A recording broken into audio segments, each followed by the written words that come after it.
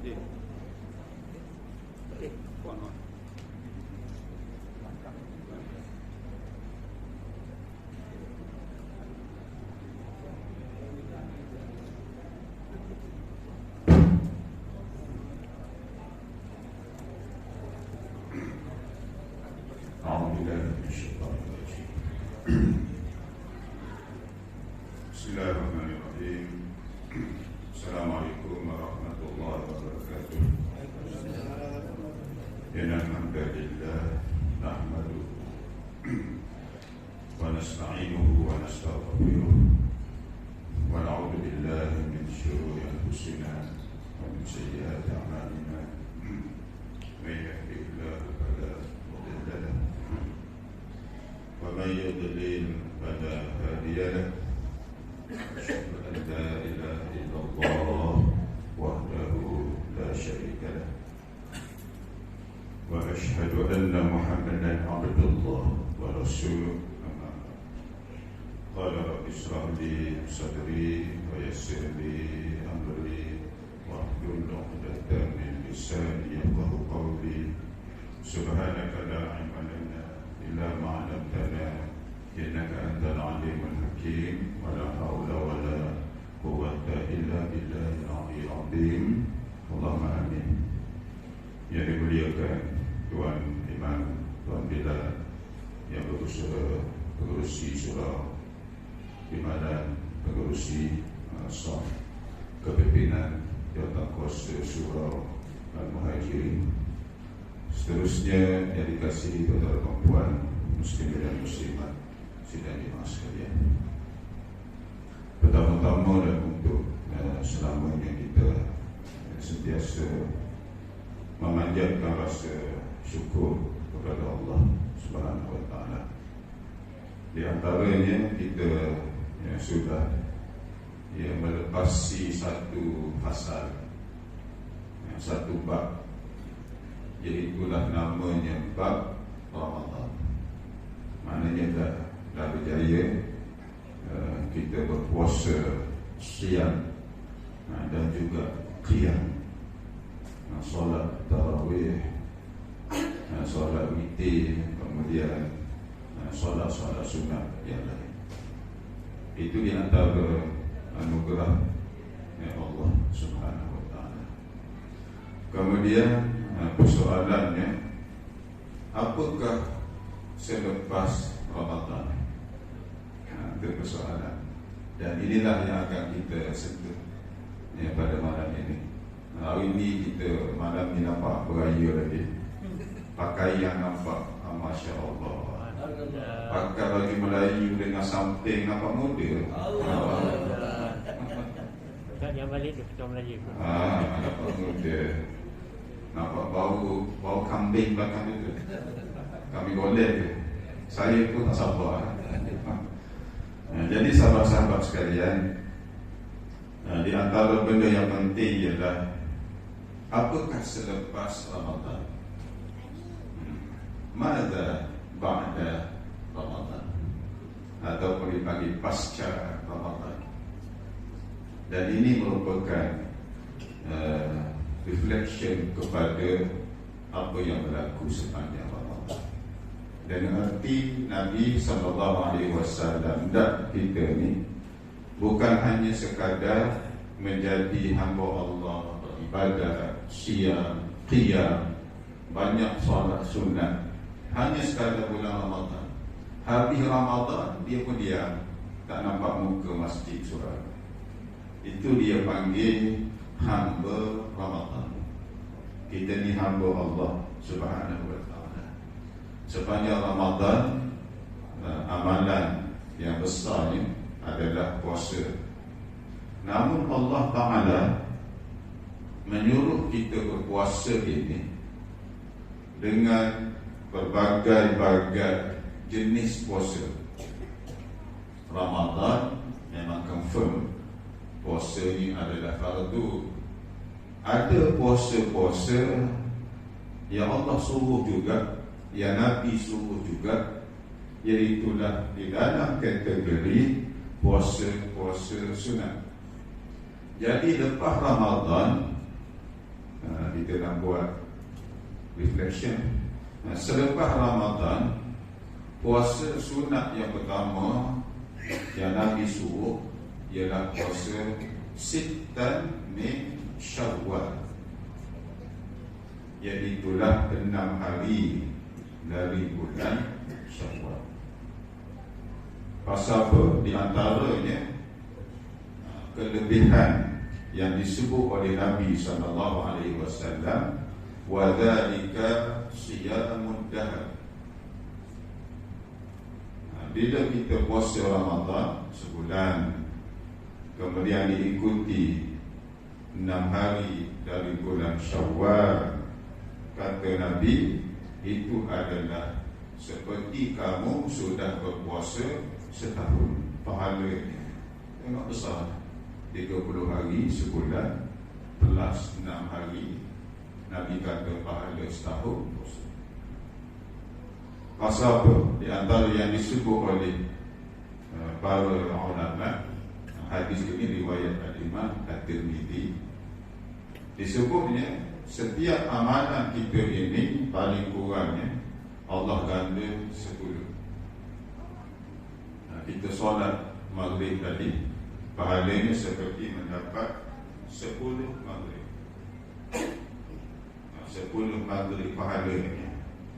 Bila kita puasa 30 hari, puasa 30 hari sebulan, maknanya kali 10. Sebulan 1 kali 10, 10 bulan. 10 bulan pahala. Kemudian kita ikuti pula dengan puasa 6 hari. 6 hari ini kali 10, jadi berapa hari? 60 hari. 60 hari menyamai 2 bulan. Lalu 10 bulan campur 2 bulan, jadi 12 bulan, setahun pahala. Diberi anugerah yang besar oleh Allah Subhanahu wa ta'ala. Mana ramai tak puasa, diberi pilihan. Okey, siapa nak puasa, puasa. Siapa yang tak nak puasa, dia boleh membayar fidyah. Diberi pilihan. Berapa ringgit fidyah satu hari tinggal puasa? 4 ringgit. Nilai semasa 4 ringgit. Dulu 2 ringgit. RM1.80.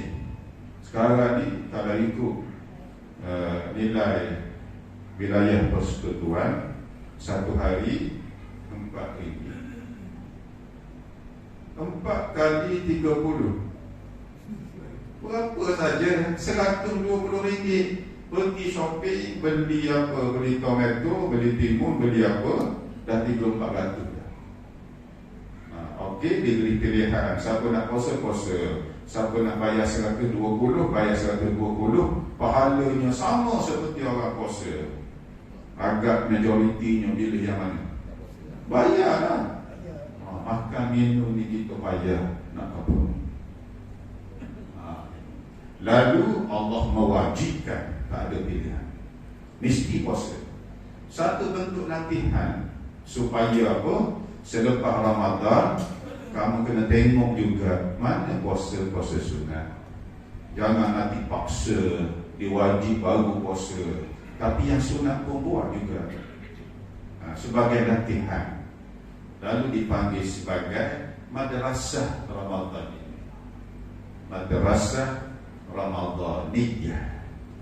Maknanya kita ni masuk bulan Ramadan bukan hamba Ramadan saja, tetapi hamba Allah. Lepas Ramadan diteruskan dengan puasa-puasa sunat. Inilah tujuannya yang ingin ditunjukkan oleh Nabi SAW. Kemudian itu pak puasa yang pertama. Yang kedua, lepas puasa ataupun amalan yang kita buat seharian. Puasa ni setahun sekali yang wajib, setahun sekali sahaja. Bulan Ramadan sahaja, itu wajib. Setahun sekali. yang kita buat hari-hari amal ibadat yang fardu, yang wajib. Apa dia? Kalau tidak, as-solat, sembahyang. Hari-hari 5 waktu sehari semalam.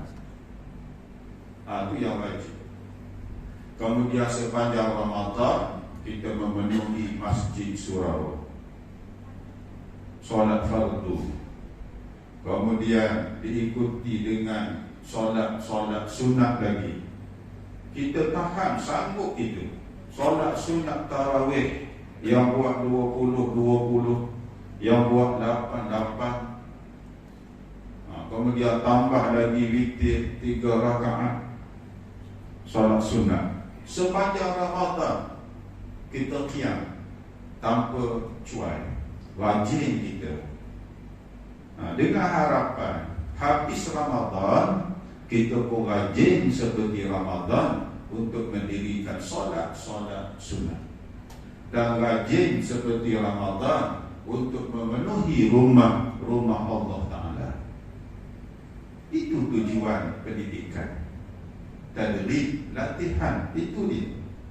Maknanya surah masjid selepas Ramadan pun meriah. Pasal sebulan Ramadan telah melatih kita. Penuh meriah. Solat fardu pun berjamaah, meriah. Kemudian solat sunat kita pun rajin. Qabliyahnya, ba'diyahnya, witirnya. Kalau malam tak yakin boleh bangun, yang kita bangun sahur tu pasal nak makan, bukan bangun nak solat. Bangun nak makan. Kalau tak ada makan, tak ada sahur pun, subuh baru sedar kita. Tapi sepanjang Ramadan, kamu bangun ya, bangun sahur, makan, bangunlah kita. Dengan harapan selepas Ramadan kita bangun bukan untuk makan, bangun untuk solat. Latihan sepanjang Ramadan. Sepanjang Ramadan kita solat sunat, terutamanya solat witir. Solat witir ini bukan hanya pada bulan Ramadan. Setiap malam itu ada witir. Kalau tak yakin boleh bangun, elok kita solat witir sebelum tidur. Inilah di antara yang Abu Hurairah radhiyallahu anhu menceritakan kepada kita, "Awsani khalili," kekasihku berpesan kepada aku 3 benda kasih aku pesan kepada aku. Di antaranya ialah sebelum tidur kamu solat witir. Dengan arti kalau tak yakin boleh bangun malam. Bangun malam ni payah.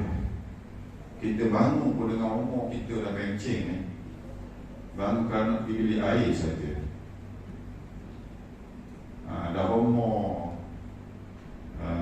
60-an ni, kalau tak pergi bilik air malam tu kira ganjil lah.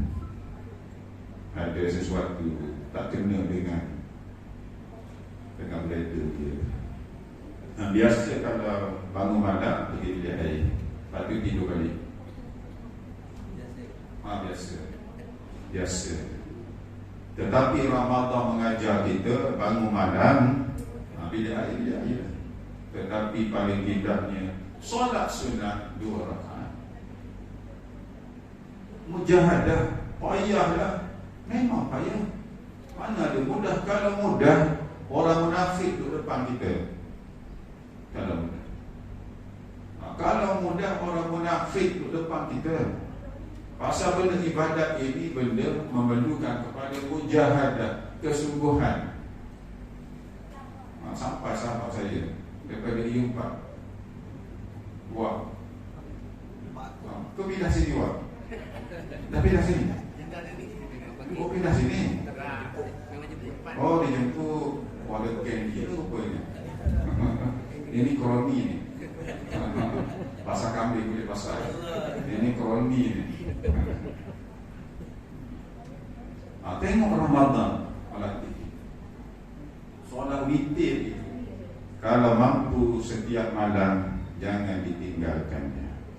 Pasal di antara benda yang Nabi SAW pesan sendiri kepada Sayyidina Abi Hurairah. Solat witir. Tengok Ramadan mengajar. Ramadan kita datang masjid surau solat berjamaah. Habis Ramadan rajinlah datang ke masjid surau untuk solat berjamaah. Dia drive dah sampai Melaka dah. Ada jiran saya sedang buat rumah. Dia pergi beli ikan di Pasar Bawah Selayar. Dia tinggal atas dapur dia masak air. Orang telefon tengok rumah dah berasak dah. Dia pun bergegas balik, tengok ceri air tu dah merah.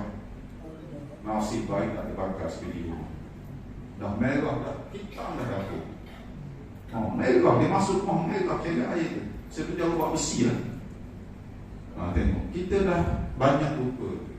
Kita tengah solat fikir, dah potong, dah markah. Bagi salam, Assalamualaikum kanan, kiri, tengok-tengok 20 markah fail. Solat seorang begitu. Bila solat berjamaah, kita saling bantu membantu. Masa kita lupa, duduk sebelah kita ingat. Dia lupa, kita ingat. Sebab itulah solat berjamaah amat-amat ia disuruh oleh Nabi SAW. Pasal apa? Untuk kita, supaya markah kita Allahu Akbar 100%. Kemudian bagi salam Assalamualaikum warahmatullahi, Assalamualaikum warahmatullahi 100%. Itu solat berjamaah. Sepanjang Ramadan mungkin kita pergi masjid pada asalnya nak solat tarawih, lalu pergi awal solat dah isyak berjamaah. Kemudian bila suasana itu membantu untuk solat, kondisi suasana, kita pun solat ba'diyah.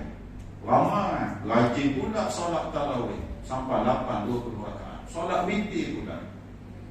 Mula-mula begitu tujuan. Lama sebulan rasa seronok solat berjamaah. Akhirnya selepas Ramadan subuh ada, zuhur ada. Kalau dia bekerja di ofis solat berjamaah, saya yakin setiap jabatan kerajaan ataupun swasta pasti ada surau. Kita ni bagus sahabat-sahabat sekalian. Malaysia ni bagus.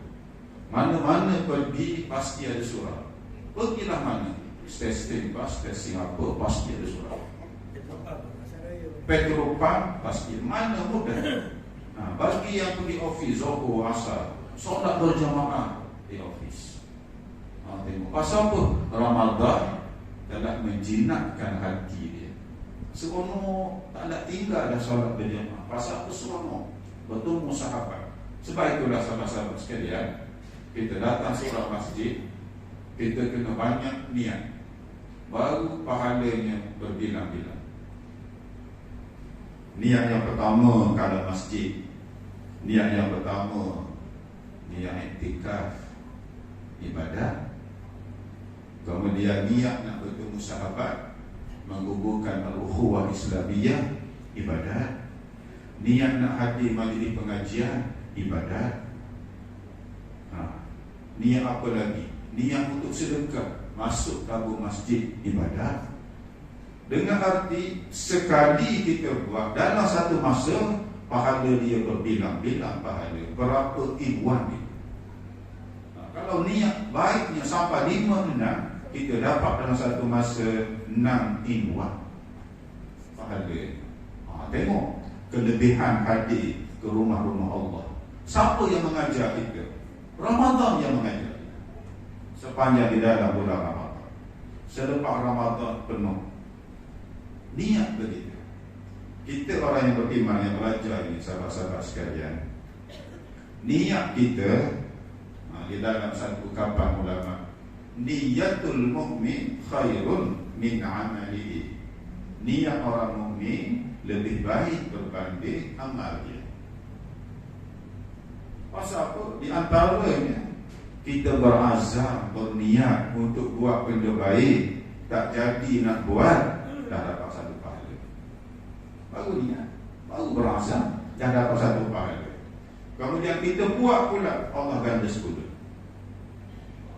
Para ulama dahulu, dia datang solat maghrib, kalau dia balik ataupun tak balik, dia niat nak tunggu solat isyak, dapat pahala. Kita sekarang ni dalam majlis pengajian, nak solat isyak, niat duduk majlis pengajian, nak tunggu solat isyak, pahala majlis pengajian dapat, pahala tunggu solat isyak dapat. Kemudian dia pun solat isyak, ganda 10. Dia balik ke arah lepas isyak, niat dalam hati subuh ke arah nak datang pula, dah dapat pahala. Belum solat subuh lagi, balik solat subuh, kemudian pergi kerja, nak solat zuhur di office berjamaah, dapat pahala dah. Begitulah seharian. Niat itu, azam itu, dah dapat pahala di sisi Allah Subhanahu wa ta'ala. Tengok ya, kehebatan amalan anugerah Allah Subhanahu wa ta'ala. Itu bab solat. Yang kedua adalah Al-Quranul Karim. Saya nak sentuh 3 benda saja. Tadi puasa sunat, kemudian sembahyang, yang kedua tilawat, yang ketiga tilawatul Quran, yang keempat sedekah, yang ketiga tilawatul Quranil Karim. Lalu kita pun wajib baca Quran, wajib bertadarus. Tadarus ini bukan hanya di bulan Ramadan, di bulan lain pun disunatkan bertadarus. Kalau tak boleh di masjid, di surau, di rumah dengan anak kita, isteri kita, suami kita. Quran ini bukan hanya dibaca di bulan Ramadan, setiap hari kena baca. Ramadan wajib dilatih dengan harapan lepas Ramadan. Begitulah keadaannya dengan Al-Quran. As-siyamu wal Quran yushfi'an. Puasa dan Quran, tengok Allah gabungkan. Puasa dan Quran, Nabi gabungkan. Puasa dan Quran, dua-duanya boleh memberi syafaat. Di bulan Ramadan wajib baca Quran. Syafaat Quran bukan hanya bulan Ramadan, di bulan lain pun mereka yang ahlul Quran akan mendapat syafaat. Ramadan kita boleh khatam. Ada orang khatam 3 kali sepanjang Ramadan, 2 kali, sekali pun alhamdulillah. Dengan harapan lepas Ramadan berterusan istiqamah. Walaupun tak khatam, yang pentingnya istiqamah. Tiap hari baca. Khairul a'mal adwamuha wa in qalla. Sebaik-baik amalan ialah berterusan walaupun sedikit. Kita mampu hanya boleh baca 1 muka 1 hari, okey, baca 1 muka tapi tiap hari. Lebih baik berbanding Ramadan khatam, lepas tu tahu Ramadan pula tahun depan baru nak buka Quran. Tengok, Ramadan ini latihan supaya lepas itu kita ni berterusan dengan amal ibadat, amal-amal taat, amal-amal soleh. Dan Quran ini Nabi dah suruh, iqra'ul Quran, bacalah Quran, fa innahu ya'ti yaumal qiyamati syafi'an li ashabi. Di akhirat hari kiamat dia datang cari orang yang baca dia untuk diberi syafaat. Quran cari, tidak ada kalam di atas dunia ini yang lebih benar melainkan kalamullah Al-Quran. Setiap huruf kita baca itu dapat pahala. Bukan dikira per baca, dikira per huruf. Dan setiap satu huruf, satu pahala diganda 10. Al-hasanatu bi'ashri amsalihha. Baca 1 muka berapa huruf? Kita pun tak fikir nak bilang berapa huruf. Ada orang pernah bilang, tak fikir nak bilang. Dalam 300 lebih-lebih begitu. kali 10 paling kurang. Itu baru satu muka pahala. Kali 10 dah 3,000 dah. Itu baru satu muka. Kemudian belek pula muka kedua baca, muka ketiga, muka keempat. Quran ini, sahabat-sahabat sekalian, kita baca sedikit, kita tak puas Quran ini. Pasal tu orang baca Quran seperti dia bermunajat di hadapan Allah. Manis. Dia baca semuka, rasa tak puas. Muka 2 tak puas, muka 3, muka 4, selah, 2 lah. Tengok-tengok satu juzuk dah tak sedar. Pasal apa semua? Itu baca Quran. Bagi yang tak pernah baca Quran ataupun malas, cuba. Mula-mula sesuatu benda ini kena ada sedikit paksaan. Benda tak biasa memang kena paksa sikit. Kita ni yang tak perlu paksa ni, duduk saja-saja, tu tak payah ajar. Tidur, tak payah ajar nak tidur. Mari saya nak ajar tidur, pejam mata, tak ada. Itu benda orang suka. Benda yang kena buat ini memerlukan kepada sedikit paksaan. Jadi baca Quran, puasa sunnah, solat sunnah, memerlukan sedikit paksaan. Banyak solat sunnah. Paling tidaknya kita ni jangan tinggal qabliyah dan ba'diyah. Ini di antara seutama-utama solat sunnah, qabliyah dan ba'diyah. Paling tidak yang itu. Jadi Quran kalamullah, paling kurangnya kita jangan redha diri kita setiap hari kalau kita tak buka kalam Allah Ta'ala. Rasa seperti ada benda lah tak buat hari ni. Rupa-rupanya tak baca Quran hari ni. Buka. Sekarang ni lagi mudah, di dalam handphone kita pun dah ada dah Quran. Tak payah bawa mushaf. Dulu mungkin payah, orang tak hafal. Berapa orang yang hafal Quran? Bukan makna bila tak hafal tak boleh baca.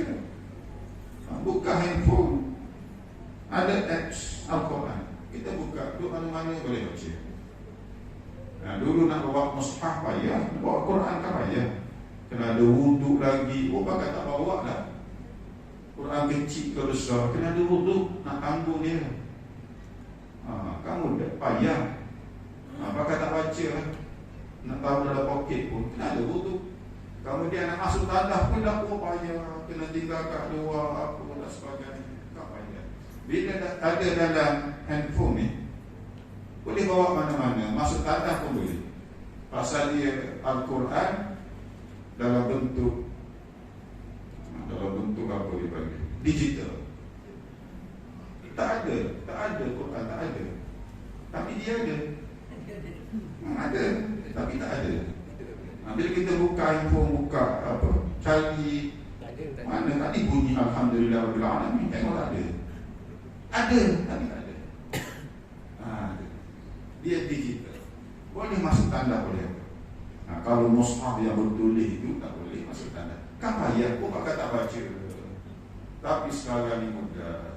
Jemaah Masjid Surau, kalau ada handphone, jaga orang tak ada handphone. Semua dia punya game ada. Quran dia tak ada. Koman betul. Anaknya koman. Semua game ada, tembak-tembak apa semua ada. Tapi apps Quran tak ada. Koman Pak Lebay. Tengok. Paling tidak tu kena ada. Al-Quran. Dan mereka yang mendekatkan diri dengan Al-Quran, mereka ini adalah golongan yang istimewa di sisi Allah Ta'ala. Pasal apa? Makam mereka ini di dalam syurga diangkat berdasarkan kepada banyak mana ayat yang dia baca. Orang yang banyak baca Quran, makamnya tinggi, setiap hari diangkat. Baca dah. Nabi kata, maksudnya bacalah dan makam kamu diangkat. Yang paling banyak baca Quran, itulah makam yang paling tinggi di sisi Allah. Tak ada kan? Tengok hebat. Hebat yang mereka yang mendekatkan diri kepada Allah dengan Al-Quranil Karim. Kemudian seterusnya, sahabat-sahabat sekalian, yang akhir sekali adalah kita dah tak boleh lama-lama, kambing duk tunggu. Kambing duk tunggu. Kalau saya keluarga tu, satu keluarga suka makan kambing. Baik bakar, baik gula, baik apa, sebut kambing je berebut. Satu keluarga suka makan kambing. Suka, seronok. Yang terakhir adalah as-sadaqah. Ini ibadat harta benda. Ibadat harta ni bagi setengah orang, dia ni payah. Dia rajin solat, rajin zikir, rajin baca Quran, rajin puasa, tapi bab harta benda ni dia zikmah kunci. Bukan sahaja sedekah sunat, zakat pun tak keluar. Payah. Harta ni ujian besar di sisi Allah. Bahkan orang lain pun dia nak capai juga. Adik-beradik boleh bergaduh sebab harta benda. Tapi Ramadan ajar kita. Bila Nabi sebut, sahabat tanya, bilakah sedekah yang paling utama? Nabi kata, bulan Ramadan. Kita pun tahu, kita banyak sedekah Ramadan. Berdatang masjid surau, solat tarawih, campak dalam tabung masjid surau. Kemudian tajil, iftar lagi. Sedekah. Pemurah kita. Dengan harapan lepas Ramadan, begitulah pemurah kita. Nak nanti itu daripada sifat apa? Al-bukhl, sifat bakhil. Bakhil ini di antara hadis Nabi SAW, di antara sifat yang tidak ada pada mereka yang benar-benar beriman. Kalau sedekah sunat boleh tahan lagi, pasal sunat pilihan. Tapi kalau zakat pun bakhil juga. Allahu Akbar. Lalu Nabi beri amaran tadi, orang beriman tak ada dalam hati dia sifat bakhil. Ramadan kita pemurah rajin. Orang datang minta derma, bawa surah apa, orang sakit, kita beri, bantu. Pasal apa? Oh, berkat Ramadan, berkat sedekah. Bukan Ramadan saja, tapi lepas Ramadan kita pun jadi insan yang karim, yang pemurah. Allah pun di antara nama dia Al-Karim, Maha Pemurah. Lalu kita disuruh tiru sifat Allah Ta'ala, nama Allah. Jadi pemurah kita Ramadan dan juga selepas Ramadan. Sifat bakhil ini dia kena lawan. Benda amal taat ini yang kita dah sebut tadi, dia kena ada sedikit paksaan. Rasa sayang kepada harta benda, paksa buka wallet, cari yang warna biru, biru muda. Jangan cari yang biru kecil tu. Cari biru muda, campak dalam tabung surau masjid. Paksa.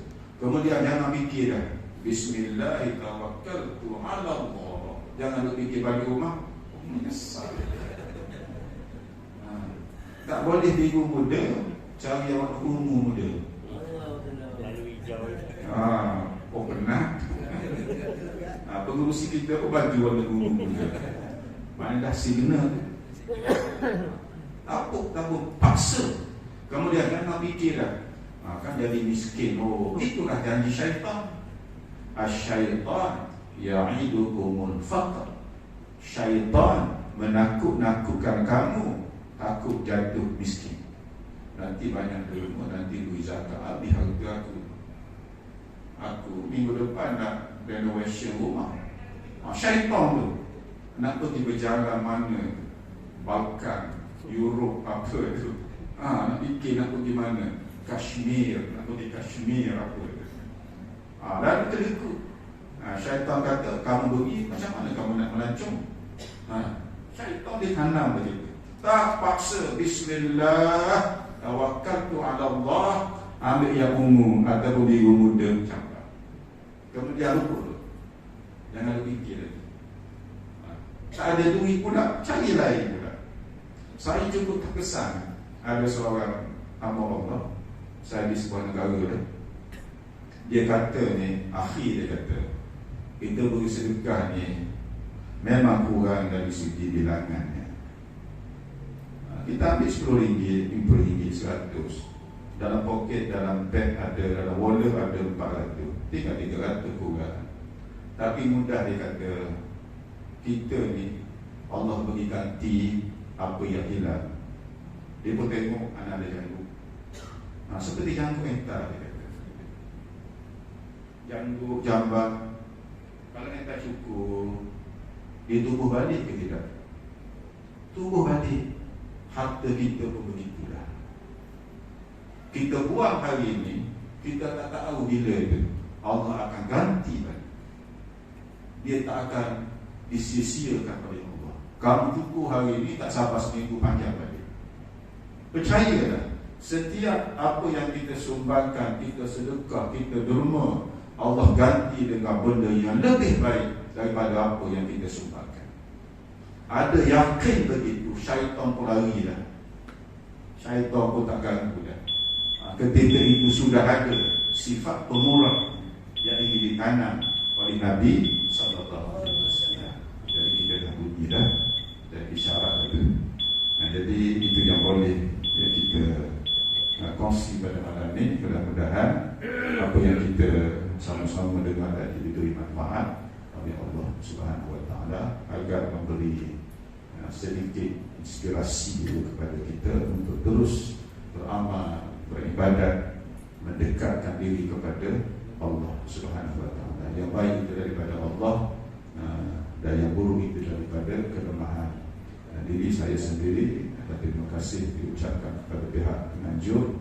Mudah-mudahan majlis ini diberkati oleh Allah Subhanahu wa taala. Dan terima kasih juga kepada sahabat-sahabat yang hadir pada malam ini. Mudah-mudahan kita semua termasuk di kalangan ahli syurga di sisi Allah Subhanahu wa taala. Lihada wassalamualaikum warahmatullahi wabarakatuh. A'udzubillahi minasyaitonir rajim. Bismillahirrahmanirrahim. Allahumma shalli ala Muhammadin wa ala ali Muhammad. Allahumma faqihna fid-din wa 'allimna at-ta'wil wahdina siratal mustaqim. Wa sallallahu ala Muhammadin wa ala ali Muhammad walhamdulillahi rabbil alamin. Terima kasih.